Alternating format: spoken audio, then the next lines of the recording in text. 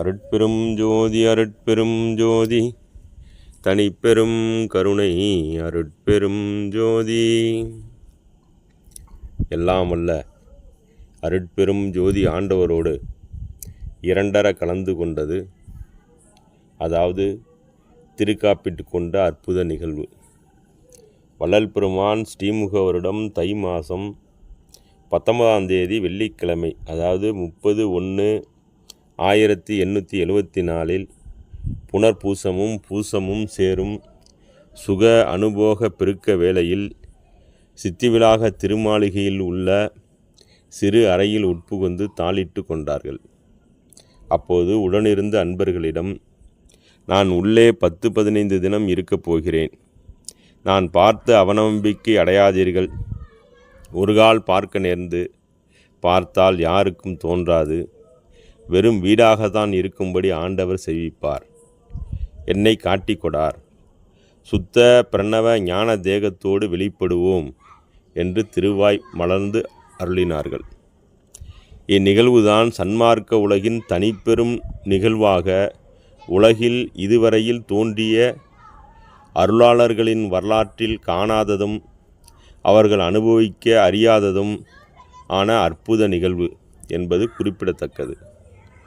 மேலும் பெருமான் திரு அறையில் புகுந்து திருக்காப்பிட்டுக் கொள்வதற்கு முன்தின இரவில் அன்பர்களிடம், இதுவரையில் என்னோடு நீங்கள் பழகியும் சன்மார்க்க ஒழுக்கம் இன்னதென்று அறிந்து கொள்ளவில்லை.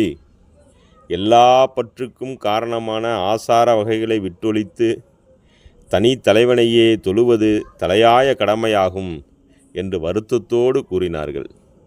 சித்திவிலாக திரு அறையில் உட்புகுந்து தாளிட்டு கொண்ட நிகழ்வுதான் திருக்காப்பிட்டு கொண்ட அற்புத நிகழ்வாகும். திருக்காப்பிட்டு கொள்ளுதல் என்பது என்ன? திருவாகிய திரு அருளை காப்பிட்டு கொள்ளுதலாகிய தனது தேகத்தில் பூரணமாய் அணிந்து கொள்ளுதல் அல்லது கவசமிட்டு கொள்ளுதல் என்று பொருள்படும். ஏற்கனவே வள்ளல் பெருமானின் உயிரிலும் உள் உடம்பிலும் உள்ளத்திலும் கலந்து நிலைபெற்ற திருவருள் சூல தேகமாகிய அவர்கள் மேனியில் பூரணமாய் கலந்து நிறைந்த நிலையை குறிப்பதே திருக்காப்பிட்டு கொள்ளும் நிகழ்வாகும்.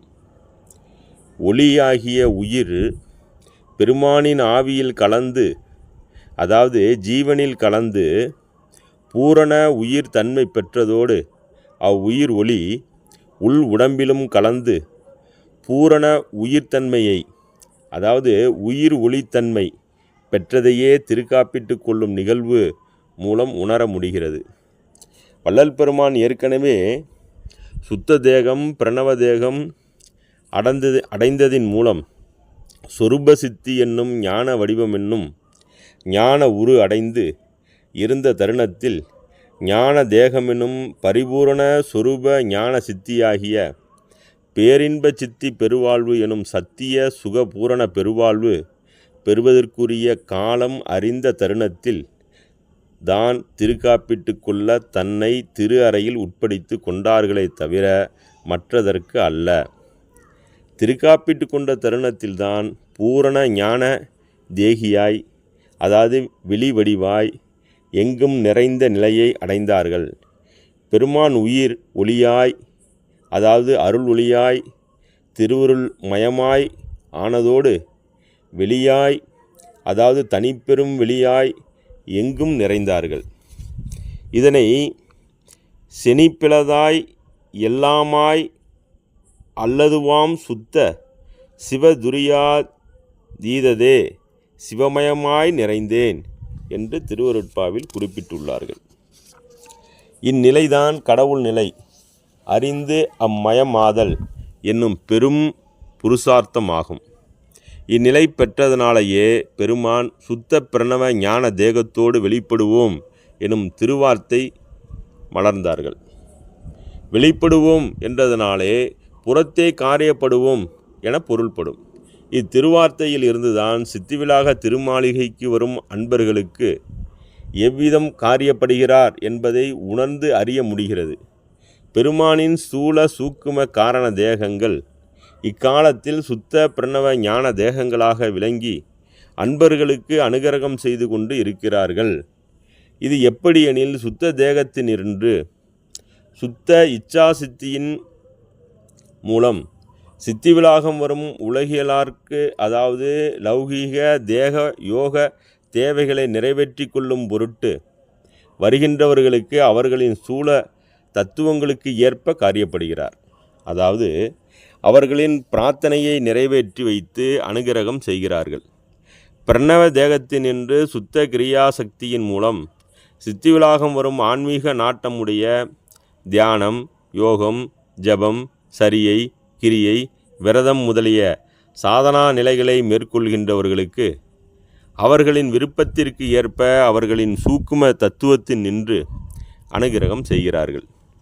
ஞான தேகத்தினின்று சுத்த ஞான சக்தியின் மூலம் திருவருளே நேராக காரியப்படும் வகையில் சித்தி விலாகம் வரும் சுத்த சன்மார்க்க அனுபவ லட்சியம் உடையவர்களுக்கு, அதாவது தனித்தலைவன் லட்சியம் உடையவராயும் அருட்பெரும் ஜோதி ஆண்டவரையே குருவாக கொள்பவராயும் ஜாதி சமய மத மார்க்கங்களின் ஆசாரங்களை முற்றிலும் கைவிடும் நோக்கத்தினராயும் புலைக்குலை தவிர்ப்பதையே குறிக்கோளாயும் ஜீவகாரணியம் ஒன்றே திருவருளை அடைய சாதனம் என்று அறிந்து அதனை சதா பரிச்சயித்து வருவராயும் திருவருட்பா ஒன்றையே வேத ஆகமாகவும் மற்ற கலைகளை சற்றும் நாடாதவராயும் ஒளி வழிபாடு ஒன்றையே தனது வழிபாடாகவும் தயவு நெறி வழி தவறாதவராயும் உலக இயற்கையை உணர்ந்து சகஜம் தவறாதவராயும் தற்சுதந்திரமற்று திருவருட்கே தன்னை பூரணமாக ஒப்படைக்கும் நோக்கத்தில் சதா கருத்துடையவராயும் உள்ள அன்பர்களுக்கு காரண தத்துவத்தின்களில் நின்று அனுகிரகம் செய்கிறார்கள்.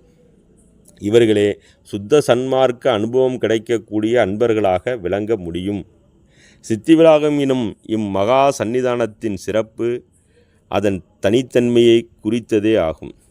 எல்லாம் வல்ல ஆண்டவர் இங்கே நேரடியாக காரியப்படுகிறார். எல்லாம் வல்ல ஆண்டவர் இங்கு நேரடியாக காரியப்படுகிறார். அதாவது நேர்முகமாக வெளிப்பட்டு விளங்குகிறார் என்பது உண்மை. எவ்வாறெனில் திருக்காப்பிட்டு கொண்ட பிறகு ஆண்டவரோடு அவரும் தானும் ஒன்றான பின்பு இவ்வுலகில் எல்லா ஜீவர்களிடத்தும் எல்லா செயல்களிலும் எல்லா குணங்களிலும் எல்லா அனுபவங்களிலும் எல்லா பயன்களிலும் தோன்றி விளக்கமாகின்றார் என்பது உண்மையாயினும் நேர்முகமாக வெளிப்பட்டு விளங்கும் நிலை இல்லை என்பதும் இச்சன்னிதானத்தின் மட்டுமே நேர்முகமாக அனுகிரகம் செய்கிறார் என்பதும் தனித்தன்மை மிக்க விசேட உண்மையாகும். நம் பெருமான் தேகத்தோடு திரு அறைக்கு சென்ற காலத்தில் அண்டாங்களுக்கெல்லாம் கடந்து நாதாதீத சுத்த பரமகாச சொருபராய் இருக்கும் எல்லாம் வல்ல ஆண்டவர் இத்திரு அறையின் கண்ணே இறங்கி வந்து தேகத்தோடு பூரணமாய் கலந்து உயிர் உடல் உள்ளம் ஆகியவற்றில் கலந்தும் இரண்டர ஒரு தன்மை உடையவர்களாய் ஆன நிலை இச்சன்னிதானத்தின் கண் நிகழ்ந்தமையால் எல்லாம் வல்ல ஆண்டவர் நம் பெருமானை நேர்முகமாக தேடி வந்து கலந்த இடம். ஆதலால் தனி சிறப்பும் தனித்தன்மை இவ்விடத்திற்கு உண்டு என்பதை சத்தியமாக உணர வேண்டும். எல்லாம் வல்ல ஆண்டவர் இட்ட கட்டளைப்படி சுத்த சன்மார்க்கத்தை உலகிற்கு வழங்கி சங்கம், சாலை, சபை முதலிய அருள் விசேட நிலைகளை புறத்தில் காட்டும் வகையில் ஸ்தாபித்து பின் இச்சன்னிதானத்தின் அருள் பூரணத்தோடு கலந்து ஒன்றுபட்ட இடமாக விளங்குவதாலும் பிறருக்கு முன்னரே கூறி தாம் அவர் மயமாக போகிறோம், அதாவது சுத்த சிவமாய் ஆக போகிறோம் என்று குறிப்பையும் தெரிவித்து திருக்காப்பிட்டு கொண்ட இடம் ஆதலாலும் ஆண்டவருடன் தோன்றி கலந்து பூரணமான இடம் ஆதலாலும் வேறு எங்கும் இந்நிலை இல்லாததாலும் ஆண்டவர் நேரே வந்த இடம் இது மட்டுமே ஆதலாலும் அனுபவ பூர்த்தி, நோக்க நிறைவு, ஆன்ம லாபம், பெரும் சித்தி பெருவாழ்வு ஆகிய அருட்பேறுகள் பெற்றமைக்கு பிரத்யட்ச சான்று நிலை காட்டி நிற்கும் இடம் இது ஒன்றே. ஆதலாலும் இம்மகா சந்நிதானம் என்னும் சித்தி விலாகம் எல்லாம் வல்ல ஆண்டவர் அருள் உருவாய் வந்து அனுகிரகம் செய்விக்கும் இடம் என்பதை சத்தியமாக நம்புதல் வேண்டும். மகா சந்நிதானம் என்னும் சித்தி விலாகத்தின் கண் மனிதர்கள் வந்து தரிசித்து செல்வதோடு அல்லாமல் வானவரும், அதாவது அணு தேகத்தோடு விளங்கிய சித்தர்களும் முத்தர்களும் யோகிகளும் ஞானிகளும் கூட வந்து இருந்து செல்கின்றார்கள் என்றால் இவ்விடத்தின் மாண்பை வார்த்தைகளால் வர்ணிக்க இயலாது. வானவர்கள் ஏன் இவ்விடம் நோக்கி வருகிறார்கள் எனில், சுத்த சன்மார்க்கம் விளங்கும் காலமாதலால் எல்லாம் வல்ல பெரும்பதியின் திரு சமூகத்தின் முன்பு தங்கள் அனுபவங்களை குறித்து மேலும் எதிர்பார்க்கின்ற தன்மையராய் விளக்கம் பெற்றுக்கொள்ளும் பொருட்டு வருகின்றார்கள் என்பது பிரதட்சிய அனுபவ உண்மையாகும். மேற்குறித்த வானவர் அனைவரும் மரணமில்லா பெருவாழ்வு பெறாதவர்கள். அதனால் அதனை பெற்றுக்கொள்ளும் பொருட்டு விசேஷ ஞான விளக்கத்தோடு மீண்டும் மனித தேகத்தில் பிறந்து அனுபவ நிறைவு பெற வேண்டியவர்கள். ஆதலால் அதற்கு தன்னை நேர்படுத்தி கொள்ளும் பொருட்டு விளக்கங்களை பெறுவதற்காகவே இச்சன்னிதானத்திற்கு வந்து போகிறார்கள் என்பது உண்மை. வையகத்தீர் வானகத்தீர் மற்றகத்தீர் நுமது வாழ்க்கையெல்லாம் வாழ்க்கையென மதித்து மயங்காதீர். மையகத்தே உரு மரண வாதனையை தவிர்த்த வாழ்க்கையதே வாழ்க்கையென மதித்தனையும் பெறவே மெய்யகத்தே விரும்பி இங்கே வந்திடுமின் எனது மெய்ப்பொருளாம் தனித்தந்தை இத்தருணம் தனிலே செய்யகத்தே வளர் ஞான சித்திபுரத்தனிலே சித்தாடல் புரிகின்ற திண்ணம் இதுதானே என்பது திருவருட்பாவின் பிரமாண சான்று. மேலும் ஜீவகாரண்யம் என்னும் ஞான திறவுகோளாகிய மோட்ச வீட்டின் திறவுகோலை இத்திரு சன்னிதானத்தின் கண் விளங்கும் சத்திய ஞான தீப முன்னிலையிலும் திருக்காப்பிட்டு கொண்ட திரு அறை சமூகத்திலும் எல்லாம் வல்ல அருட்பெரும் ஜோதி ஆண்டவரை ஆன்மலாபம் குறித்து உண்மை உணர்வுடன் கேட்கும் தருணத்தில் பெற்றுக்கொள்ளக்கூடிய இடம் சித்திவிலாகம் எனும் மகா சன்னிதானம் மட்டுமே ஆகும். ஜீவகாரணியம் என்னும் திறவுகோலை பெற்றுக்கொள்ளக்கூடிய ஒரே இடம் சித்திவிலாகம் மட்டுமே ஆகும். புண்ணிய பூமிகளை வளம் செய்தல், புண்ணிய திருத்தலங்களில் புண்ணிய தலங்களில் வசித்தல், புண்ணிய மூர்த்திகளை தரிசித்தல், தோத்திரம் செய்தல், ஜபம் செய்தல், விரதம் செய்தல், யாகம் செய்தல், பூஜை செய்தல் முதல சரியை கிரியைகளை செய்கின்ற விரதிகளும் பக்தர்களும் இருடிகளும் உணவை நீக்கி உறக்கத்தை விட்டு விடைய சார்புகளை அதாவது மூவாசைகளை துறந்து இந்திரியங்களை அடக்கி மனோலயம் செய்து யோகத்தில் இருக்கின்ற யோகிகளும் அளவிருந்த சித்தி இன்பங்களை பெற்ற சித்தர்களும் நித்திய அனித்தியங்களை அறிந்து எல்லா பற்றுகளையும் துறந்து பிரம்மானுபவத்தை பெற்ற ஞானிகளும் ஜீவகாரணியம் என்கிற திறவுகோலை சம்பாதித்து கொள்ளாதவர்களாதனால் மோட்சம் என்கிற மேல் வீட்டிற்கு முன்னும் பின்னுமாக ஏறி சமீபத்தில் காத்திருந்து மீளவும் அத்திறவுகோலை சம்பாதிக்க திரும்புவார்கள் அல்லது கதவை திறந்து உள்ளே புகுந்து இன்பத்தை அடைந்து வாழ மாட்டார்களா என்று உண்மையாக அறிய வேண்டும்.